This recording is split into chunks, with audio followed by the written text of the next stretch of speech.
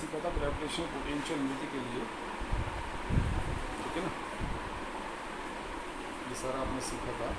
इसी में मान लिया क्वेश्चन आपको दे दिया जाए कि find the formula for gravitational potential energy at a point R distance away from a body of mass m। कल तुमने जो सीखा था वो अर्थ की वजह सीखा था, बन रखे फार्मूले को, तो कहते हैं अर्थ नहीं है, कोई भी एक बॉडी है तो ले लो ये बॉडी और आर डिस्टेंस पे पॉइंट भी है जहाँ पर मैं एनर्जी निकाल ली। ये क्वेश्चन कहा ना उससे, तो इन्फाइनाइट यहाँ ले लो और हम एक ऑब्जेक्ट को यहाँ से यहाँ तक लाएंगे। फिर क्या करें, वो 2 पॉइंट एज्यूम कर लो ए और बी बीच में, और एक मास को ए से बी तक ले आओ।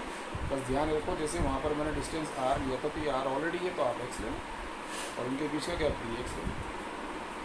बाकी सारी प्रॉब्लम ऐसे ही, जब मास यहाँ पर है तो उस पर इतना फोर्स लग रहा है, डायरेक्शन ए से एम की तरफ, work done in moving M from A to B, A से बी तक लाने में कितना वर्क होगा, एफ डी एक्स। एफ की वैल्यू रखी G M M upon X square D X, और टोटल वर्क के लिए लिमिट लगा दी इन्फिनिटी टू आर। बाकी स्टेप बीच के वही जो आपने पहले सीखे थे, एक एक लाइन वही, ये फार्मूला है। और you know that U is equal to W होता है वही, तो वो जो एम ई आ रही था ना तो फट के हुआ है और आर आ गया। तो एग्जामिनेशन में आपको डेरिवेशन अर्थ के लिए कहें तो सिंपल नॉर्मल बॉडी करके गए डब्ल्यू। अब दूसरा टर्म आता है आपके लिए ग्रेविटेशन पोटेंशियल। पोटेंशियल में पोटेंशियल एनर्जी में क्या डिफरेंस है कि पोटेंशियल एनर्जी की डेफिनेशन में देती है amount of work done in bringing a body from infinite to a point. यहाँ पर क्या होगा, work done in bringing a body of unit mass, ये डिफरेंट होगा, बाकी सब वही है। और जैसे आप लिख रहे थे यहाँ पर u is equal to W है तो v is equal to W by M, और w is equal to u है तो आप ऐसे भी लिख सकते हो, यूनिट जूल पर केजी होगी। अब इसके जो डेरिवेशन होंगे, चाहे वो अर्थ वाला हो और चाहे वो सिंपल बॉडी वाला हो, दोनों डेरिवेशन सेम होंगे। अब जैसे तुमने यहाँ पर अर्थ वाले केस में w का फार्मूला ये निकाला था और u इक्वल टू w कर दिया था। अब मुझे u ना निकालना पड़ेगा, v निकालना पड़े तो मैं कहूँगा w बाई एम, एम से m कैंसिल हो गया, बच गया फार्मूला। और नॉर्मल बॉडी में भी तुमने u इक्वल टू w किया था, बट हमें तो v निकालना है सर, तो यहाँ के बाद इसे हटा के v लिख देंगे, w बाई एम, ये m कट जाएगा, जी एम बाई आर। तो ये दोनों डेरिवेशन बिल्कुल वैसे रहेंगे जैसे आपने पहले सीखे, कोई नया डेरिवेशन नहीं है।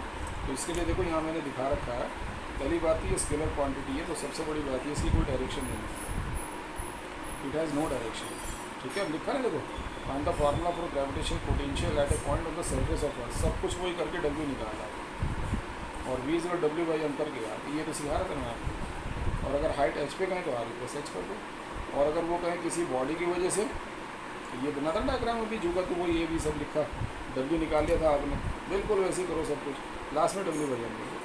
एनर्जी के केस में क्या करते थे आप, u is equal to w करते थे, यही आंसर होता था।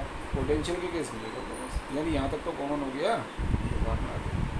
v और i के बीच रिलेशन निकालें, अगर अर्थ के रेफरेंस में निकालें, I G M upon R square है, v minus G M upon R है, डिवाइड कर दो, और डिवाइड करने से v is equal to minus I into R ही हो जाएगा। और अगर ना हो अर्थ, अनदर बॉडी हो तो कुछ भी नहीं, v is equal to minus I R कर दो, आर ही हटा के आर कर दो, डन, कोई मुश्किल नहीं।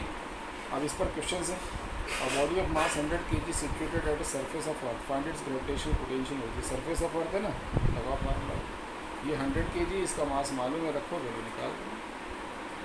फिर इन about question find the gravitational potential energy G is equal to, यहाँ तो तुम्हें एम ई और आर ई दिया था ना, वो कह रहा है अगर जी हो तो आपको फार्मूला चेंज करना पड़ेगा, लिखा तो यही है, इसकी जगह जी आर स्क्वायर लिखोगे, सिखाया था ना मैंने पहले वाले लेक्चर में, और ये फार्मूला ही बनेगा। अब जी रखकर सॉल्व करो, अगर आप इस क्वेश्चन को इस तरह सॉल्व करोगे तो मार्क्स नहीं मिलेंगे, बात सही है। अब उसने बोला two bodies of masses 1100 kg place 2 metre away, find gravitational potential energy of the system, ठीक है। ये m1 m2 r है, इस बार m1 m2 r कर देंगे, नहीं लिखने के m e m, मतलब कुल मिलाकर क्वेश्चंस में ऐसी कोई ख़ास बात नहीं है कि बहुत अलग से हो। अब अगर वो ये कहता देखो कि 3 bodies of masses 500 are place, 3 bodies हैं, vertices of equal to triangle of side 2 metre by bringing them from infinity calculate work done the process, ठीक है ना। यानी आप क्या कर रहे हैं, 3 बॉडीज़ हैं, इनको आप इन्फिनिटी से ला के ट्राइंगल के वर्टिसेस पे रखोगे, कितना वर्क होगा। अब इस क्वेश्चन में क्या होता है, ज़्यादातर लोग वर्क को ढूंढने लग जाते हैं कि भाई वर्क पूछा, मुझे वर्क निकाल दिया, और ये वो भूल जाते हैं कि जो वर्क है वो बेसिकली पोटेंशियल एनर्जी है, तो यहाँ पर हम क्या लिखेंगे, work done in bringing the masses from infinity to the vertex in is gravitational potential energy यानी U is equal to W. अब डब्ल्यू के ये sorry U W is equal to U sorry है ना। अब यू के फार्मूले में आप देखो जी M1 M2 कौन आ रहा है, यहाँ तो 3 हो गए सर, कोई बात नहीं, दो के पेयर बनाओ ना, A B B C A C, A B में M1 M2 कौन 2, हालांकि यहाँ पर 500 ही आएगा दोनों जगह, इसमें भी M2 M3 ये M3 M, ये by the way masses same है तो इसलिए वैल्यूज़ आपकी सेम आ जाएगी, डोंट वरी। ये तो मैंने सिखा दिया आपको कि डिफरेंट भी होते तो आप कैसे करते, टोटल निकालो आंसर आ जाएगा। अब अगर वो कहता है स्क्वायर के कॉर्नर पर लगा मैं, कोई बात नहीं, सेम प्रोसेस। और इसमें ना देखो पेयर बनाना सीखो, A B A C A D, पहले ए से बनाओ, फिर B C B D, D ये तो करोगे नहीं, आ चुका है, फिर सी से सी डी बनेगा केवल, और डी से कोई पेयर डी बनेगा क्योंकि ऑलरेडी बन चुके हैं सारे। तो सबकी वैल्यू लिखो, जैसे ए बी है M अपॉन ए सी है ना M अपॉन A√2, बाद में सबको सॉल्व कर लो। अब अगर ऐसे कहें gravitation potential at a point 10 centimetre away from a body, ये ग्रेविटेशन पोटेंशियल का फार्मूला माइनस जी में कोना रखो, वैल्यू सॉल्व करो। यहाँ से थोड़ा थोड़ा डिफरेंट आना शुरू होता है। 2 bodies of masses 10,000 4,000 are separated by 4 centimetre, calculate potential energy the system and gravitation potential at mid point of the line joining है। ये 2 बॉडीज़ हैं, ये रखी हुई है।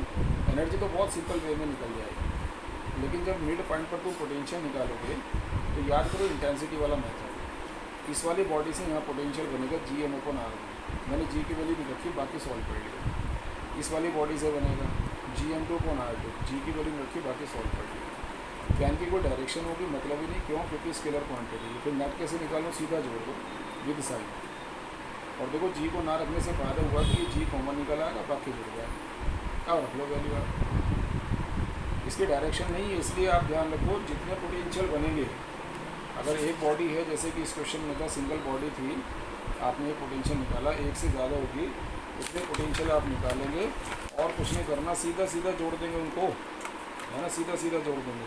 ये क्वेश्चन बिल्कुल ऐसे ही करोगे आप। जैसे 3 मासेस हैं, पोटेंशियल निकालना आपको P पर, V1 V2 V3 जोड़ दो तीनों, एंगल नहीं आएगा 120, मतलब ही नहीं, यहाँ निकालना सर, ठीक है, V1 V2 V3 V4 चारों को जोड़ दो, विद साइन ऐड करना, टोटल आंसर भी नेगेटिव आएगा। एक क्वेश्चन ये है, intensity of gravitation field is 4×7 newton per kg at a point 10,000 kilometre away from earth लिखा है, यू नो फ्रॉम अर्थ का ना सेंटर से, point gravitational potential, intensity given है और सेंटर से डिस्टेंस लेंगे, सेंटर से यहाँ तक होता है 6400, ये 10,000 तो ऊपर निकलेगा पॉइंट, और ये रिलेशन लगा देंगे V = -IR, आपको आंसर, ये रिलेशन काम आ जाएगा। ओके।